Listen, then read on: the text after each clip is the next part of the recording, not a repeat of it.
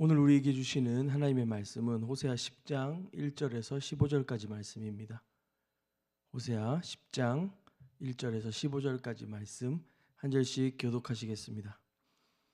이스라엘은 열매 맺는 무성한 포도나무라. 그 열매가 많을수록 제단을 많게 하며 그 땅이 번영할수록 주상을 아름답게 하도다. 그들이 두 마음을 품었으니 이제 벌을 받을 것이라. 하나님이 그 제단을 쳐서 깨뜨리시며 그 주상을 허시리라. 그들이 이제 이르기를 우리가 여호와를 두려워하지 아니하므로 우리에게 왕이 없거니와 왕이 우리를 위하여 무엇을 하리오 하리로다. 그들이 헛된 말을 내며 거짓 맹세로 언약을 세우니 그 재판이 바디랑에 돋는 독초 같으리로다. 사마리아 주민이 베다웬의 송아지로 말미암아 두려워할 것이라. 그 백성이 슬퍼하며 그것을 기뻐하던 제사장들도 슬퍼하리니 이는 그의 영광이 떠나감이며 그 송아지는 앗수르로 옮겨다가 예물로 야레방에게 드리리니 에브라임은 수치를 받을 것이요 이스라엘은 자기들의 계책을 부끄러워할 것이며 사마리아 왕은 무리에 있는 거품같이 멸망할 것이며 이스라엘의 죄 곧 아웬의 산당은 파괴되어 가시와 찔레가 그 제단 위에 날 것이니 그때에 그들이 산더러 우리를 가리라 할 것이요 작은 산더러 우리 위에 무너지라 하리라. 이스라엘아, 네가 기브아에서부터 범죄하더니 지금까지 죄를 짓는구나. 그러니 범죄한 자손들에 대한 전쟁이 어찌 기브아에서 일어나지 않겠느냐. 내가 원하는 때에 그들을 징계하리니 그들이 두 가지 죄에 걸릴 때에 만민이 모여서 그들을 치리라. 에브라임은 마치 길들인 암소 같아서 곡식 밟기를 좋아하나 내가 그의 아름다운 목에 멍에를 메우고 에브라임 위에 사람을 태우리니 유다가 밭을 갈고 야곱이 흙덩이를 깨뜨리리라. 너희가 자기를 위하여 공의를 심고 인애를 거두라. 너희 묵은 땅을 기경하라. 지금이 곧 여호와를 찾을 때니 마침내 여호와께서 오사 공의를 비처럼 너희에게 내리시리라. 너희는 악을 밭갈아 죄를 거두고 거짓 열매를 먹었나니 이는 내가 내 길과 내 용사의 많음을 의뢰하였음이라. 그러므로 너희 백성 중에 요란함이 일어나며 내 산성들이 다 무너지되 살만이 전쟁의 날에 베다벨을 무너뜨린 것 같이 될 것이라. 그때 어머니와 자식이 함께 부서졌도다. 너희의 큰 악으로 말미암아 베델이 이같이 너희에게 행하리니 이스라엘 왕이 새벽에 정령 망하리로다. 아멘. 오늘 본문 1, 2절에 보면 예배 장소를 떠올리게 하는 단어들이 많이 나옵니다. 제단, 주상이 그렇습니다. 이스라엘은 열매 맺는 무성한 포도라. 그의 열매가 많을수록 제단을 많게 하며 그 땅이 번영할수록 주상을 아름답게 하는도다. 여기서 무성한 포도나무는 말 그대로 많다라는 의미를 가지고 있지만 또 다른 번역으로는 헛된이라는 의미로 번역도 가능합니다. 말 그대로 이스라엘이 무성한 열매를 맺지만 그로 인해 그 열매가 많을수록 제단을 많게 하고 주상, 그러니까 어떤 기둥 형태의 구조물들인데요, 제단과 함께 예배처소에 세우는 것들입니다. 그 주상을 아름답게 하지만 그 결과는 다 헛되다라는 이미지를 동시에 주고 있는 것입니다. 왜 헛되다고 할까요? 우리 개역개정 본문에는 제대로 반영되어져 있지 않지만 언어 뉘앙스와 문법을 적극적으로 따르자면 이렇게 번역할 수 있습니다. 이스라엘은 무성한 포도나무이다. 그는, 여기서 그는 이스라엘입니다. 그 자신을 위하여, 이스라엘 자신을 위하여 열매를 맺는다라고 말이죠. 그래서 헛되다고 하는 것입니다. 왜 무성한데 헛되다고 하냐고요? 하나님과 상관없이 자기 자신을 위해 열매 맺었다는 겁니다. 여기 제단과 주상도 무엇을 위한 것인지 우리는 이제 알 수 있습니다. 무성하나 헛된 이 열매는 자신들을 위한 것이며 하나님과 상관이 없습니다. 그 제단의 숫자도 그 주상의 아름다움도 하나님을 위한 것이 아닙니다. 이스라엘 자기 자신을 위한 것이죠. 이스라엘의 욕망을 채우는 수단이었던 것입니다. 그것을 2절은 그들이 두 마음을 품었다라고 말합니다. 이제 좀 익숙하시죠? 호세아서를 읽어가면서 이스라엘 백성들이 하나님도 섬기고 바알도 동시에 품고 살았던 것을 말입니다. 그런데 이것은 어느 정도는 허용되고 어쩔 수 없지 않았을까라고 하는 타협의 의미가 아닙니다. 하나님을 온전히 예배하지 않았다는 것이고 하나님을 진정으로 따르지도 않았다는 것을 말해주는 것입니다. 호세아서는 이스라엘이 꽤 번성한 시대를 배경으로 하고 있습니다. 아마 무성한 성공과 번영이 그들에게 실제로 있었을 겁니다. 그렇게 여기저기에 많은 예배 초소를 지었습니다. 그렇게 제단에 술을 늘리고 주상의 아름다움을 자랑했을 것입니다. 그러나 주님 말씀하십니다. 그 모든 것이 헛되다고 말이죠. 자신을 위해 열매 맺은 이스라엘, 우상과 자기 욕망에 충실했던 그들에게 이제 벌을 받을 것이라. 하나님이 그 제단을 쳐서 깨뜨리시며 그 주상을 허물 것이다 라고 말씀하십니다. 무엇을 말합니까? 이스라엘의 문제는 그 예배 장소가 아니었던 것입니다. 여로보암은 그 남유다에게 경쟁의식을 느끼며 베델에다가 제단을 짓고 자기들 방식대로 예배하는 예배 장소를 만들고 싶었습니다. 그러나 하나님 말씀하십니다. 예배 장소가 문제가 아니라고 말이죠. 3절입니다.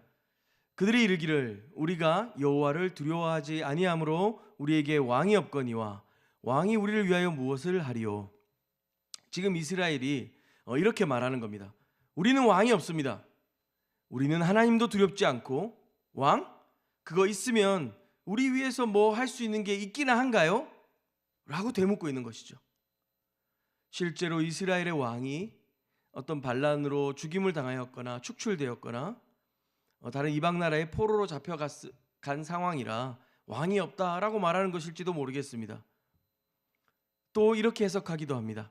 이 왕을 여호와 하나님으로 해석하는 것이죠. 사실 어느 쪽이든 이스라엘은 지금 하나님을 무시하고 있는 것입니다. 그것이 극단에 이르게 되니 결국 이방 왕들이 이스라엘 왕들을 그냥 제껴버리고 우상을 그 자리에 두는 것이죠. 그렇게 우상을 즐거워하고 우상을 세우게 되는 문제들이 일어나고 있는 것입니다. 두 마음에 대한 이야기가 이어지는 것입니다. 무성한 열매가 자기를 위한 것이며 그로 인해 쌓은 무수한 제단과 꾸몄던 그 주상들이 다 무너질 텐데 이스라엘 사람들은 오히려 왕 그거 있으면 뭐하냐, 어디에 쓰는 거냐라고, 하나님 밥 먹여주냐 라는 식으로 일관하는 것이죠. 게다가 4절에 보면 그들이 헛된 말을 내며 거짓 맹세로 언약을 세우니 그 재판이 바디랑의 독초가 되리라. 그들이 무시하고 있는 이 왕의 가장 중요한 역할, 재판입니다. 그 재판도 엉망이 되었습니다. 이스라엘은 왕을 무시하고 하나님을 업신여기고 있습니다. 그런 그들이 서로에게 어떤 신뢰가 있겠습니까? 언약은 다 깨어졌고 불법이 상식이 되었고 공의가 무너진 시대가 되었습니다. 사실 이 재판, 그러니까 이 공의가 무너진 사회는 약자들에게는 너무나도 힘든 시대입니다. 하나님의 공의는 그저 옳고 그름의 사회를 만드는 것이 아니라 연약하고 어려운 사람들에게 더 귀를 기울이고 그들에게 다가가며 더불어 살아가는 삶을 만들으라고 하는 요청인 것입니다. 그러나 그 공의가 무너진 시대는 사회의 주변인들과 취약계층들을 더욱 위험하게 만듭니다. 서로 불신하는 것보다 더욱 긴장된 세상, 더 나눠진 사회들이 있겠습니까? 두 마음을 품은 이스라엘이 온통 무너지고 깨어졌음을 보여주고 있습니다. 5절 6절 말씀입니다. 사마리아 주민이 벳아웬의 송아지로 말미암아 두려워할 것이라. 그 백성이 슬퍼하며 그것을 기뻐하던 제사장들도 슬퍼하리니 이는 그의 영광이 떠나감이며 그 송아지는 앗수르로 옮겨다가 예물로 야렙 왕에게 드리리니 에브라임이 수치를 받을 것이요 이스라엘은 자기들의 계책을 부끄러워할 것이며 라고 합니다. 여기서 벳아웬이라고 하는 지명은 베델과 같은 지역을 의미합니다. 아브라함이 갈대아 으루에서 돌아와서 처음 단을 쌓았던 곳이었고요. 야곱이 돌베개로 단을 쌓고 예배를 드렸던 곳이 베델이었습니다. 북이스라엘의 여로보암이 남유다에 대해 가졌던 열등감이자 정치적 위기였던, 그리고 그렇게 여겼던 성전 순례, 그 예루살렘으로 예배드리러 가는 것들을 막기 위해서 베델에 금송아지를 세웠었습니다. 베델은 원래 하나님의 집이라는 뜻인데 그곳이 벳아웬, 허무의 집이 된 것이죠. 송아지 우상이 앗수르로 옮겨질 것이고 더 이상 너희가 그렇게 간절히 원하는 바알 숭배도 할 수가 없을 것이다 라고 말씀하십니다. 야렙 왕은 앗수르 왕 또는 싸움의 왕을 말하는데요, 어느 쪽으로 해석하든지 간에 이스라엘에게는 그리 우호적이지 않습니다. 그들이 의지하던 송아지 우상은 그 싸움의 왕 앗수르 왕에게 조공으로 바쳐지는 신세가 됩니다. 에브라임은 수치를 받을 것이고 이스라엘은 자기들 계책을 부끄러워하게 될 것입니다. 우상은 항상 그 숭배하는 자들을 삼켜버리기 마련이니까요. 그리고 그 이스라엘이 어떻게 될 것인지에 대해 이렇게 말씀하십니다. 호세아 10장 7절에서 8절 말씀을 3번역으로 읽어드리겠습니다. 사마리아는 멸망하게 되었다. 왕은 무리로 떠내려가는 나무 토막과 같다. 이제 이스라엘의 죄악인 아웬 산당들은 무너지고 가시덤불과 엉겅퀴가 자라 올라서 그 제단들을 뒤덮을 것이다. 그때의 백성들은 산들을 보고 우리를 숨겨다오, 또 언덕들을 보고 우리를 덮어다오 하고 호소할 것이다. 무성하나 헛되고 허무한 이스라엘의 운명을 이렇게 설명하고 있는 것이죠.